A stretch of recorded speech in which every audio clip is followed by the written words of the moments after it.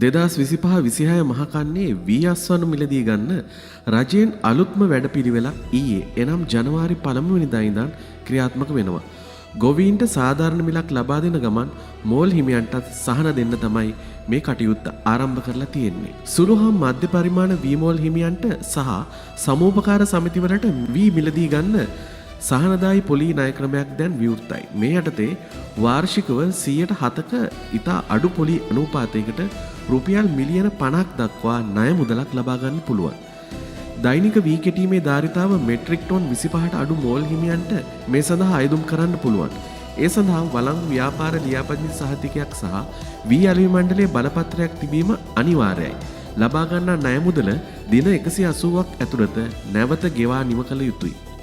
රජය මේ කන්නේ වෙනුවෙන් රුපියල් මිලියන දසදහසක මුළු ණය මුදලක් වෙන් කරලා තියෙනවා. කෘෂිකාර්ම දෙපාර්තමේන්තුව ප්‍රකාශ කරන අවම මිල යටතේ වී මිලදී ගැනීම හරහා ගොවීන්ට තමන්ගේ අස්වැන්නට නියම මිලක් ලැබෙන බව රජය සහතික කරනවා. ලංකා බැංකුව මහජන බැංකුව ඇතුළු දිවයිනේ ප්‍රධාන බැංකු රැසක් හරහා මේ ණය පහසුකම් ලබා ගන්න පුළුවන්. ඉතින් ගොවි ජනතාවට සහ මෝල් හිමියන්ට ලැබුණු මේ අවස්ථාව ගැන ඔයාලා මොකද හිතන්නේ?